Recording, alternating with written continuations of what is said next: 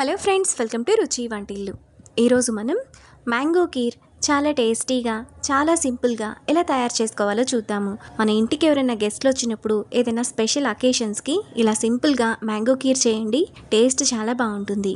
ఈ మ్యాంగో కీర్ని మనం చల్లగా సర్వ్ చేసుకుంటే చాలా బాగుంటుంది. సో లేట్ చేయకుండా వీడియోలోకి వెళ్ళిపోదాం.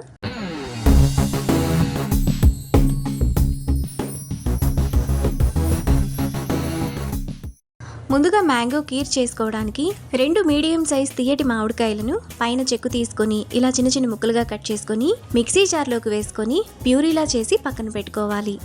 తరువాత స్టవ్ మీద పాన్ పెట్టుకొని అందులో 1 టేబుల్ స్పూన్ నెయ్యి వేసుకోవాలి. నెయ్యి వేడైన తర్వాత 1 టేబుల్ స్పూన్ జీడిపప్పు, 1 టేబుల్ స్పూన్ కిస్మిస్ వేసుకొని కలర్ మారేంత వరకు మీడియం ఫ్లేమ్లో ఫ్రై చేసుకోవాలి.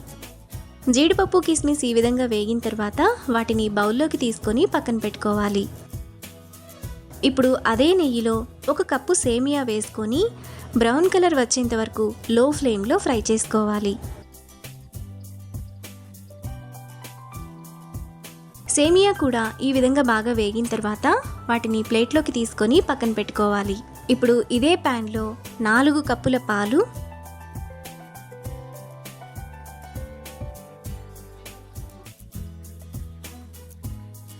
1 కప్పు నీళ్లు పోసుకోవాలి. ఇప్పుడు అరగంట సేపు నానబెట్టుకున్న 2 టేబుల్ స్పూన్ల సగ్గుబియ్యాన్ని కూడా వేసుకోవాలి. ఈ కీర్లో సగ్గుబియ్యం వేసుకుంటే మనకి టెక్స్చర్ అలానే టేస్ట్ కూడా చాలా బాగుంటుంది. ఇప్పుడు పాలను 1 పొంగు రానివ్వాలి. మనకు పాలు ఈ విధంగా మరుగుతున్నప్పుడు సగ్గుబియ్యం కూడా ఈ విధంగా బాగా ఉడికిపోతాయి. ఇప్పుడు ముందుగా మనం ఫ్రై చేసుకున్న సేమియా వేసుకొని ఒకసారి కలుపుకోవాలి. ఇలా కలుపుకున్న తర్వాత సేమియాను కూడా 3-4 నిమిషాల పాటు బాగా ఉడకనివ్వాలి. సేమియా మనకు ఈ విధంగా ఉడికిన తర్వాత అందులో 1 కప్పు పంచదార వేసుకొని కలుపుకోవాలి. మనం సేమియా పాలు ఏ కప్పుతో తీసుకున్నామో పంచదారను కూడా అదే కప్పుతో తీసుకొని వేసుకోవాలి. మీకు తీపి ఇంకొంచెం ఎక్కువగా కావాలనుకుంటే ఇంకొద్దిగా పంచదారను యాడ్ చేసుకోవచ్చు.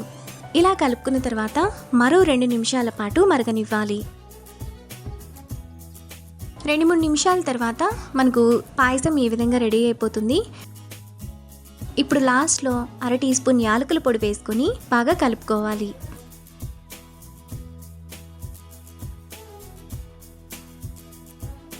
ఇలా కలుపుకున్న తర్వాత స్టవ్ ఆఫ్ చేసుకొని గోరువెచ్చగా అయ్యేంత వరకు చల్లారనివ్వాలి.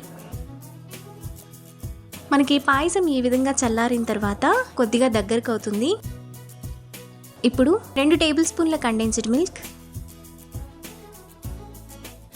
ముందుగా మిక్సీ వేసుకున్న మ్యాంగో ప్యూరీ, ఫ్రై చేసుకున్న డ్రై ఫ్రూట్స్ వేసుకొని బాగా కలుపుకోవాలి. ఇక్కడ నేను బంగినపల్లి మామిడికాయలు తీసుకుంటున్నాను. మీరు తీసుకునే మామిడికాయల్లో పీచు లేకుండా ఉండే మామిడికాయని తీసుకుంటే టేస్ట్ బాగుంటుంది. మనకు చాలా టేస్టీగా మ్యాంగో కీర్ రెడీ అయిపోయింది. ఈ మ్యాంగో కీర్ని ఫ్రిడ్జ్లో పెట్టుకొని చల్లగా సర్వ్ చేసుకుంటే చాలా బాగుంటుంది. అంతే, ఎంతో సింపుల్గా టేస్టీగా చేసుకునే మ్యాంగో కీర్ రెడీ. ఈ రెసిపీని మీరు కూడా ట్రై చేసి మీకు టేస్ట్ ఎలా కుదిరిందో నాకు కామెంట్స్లో షేర్ చేయండి. ఈ వీడియో కనుక మీకు నచ్చినట్లయితే లైక్ చేసి, షేర్ చేసి, సబ్స్క్రైబ్ చేయండి.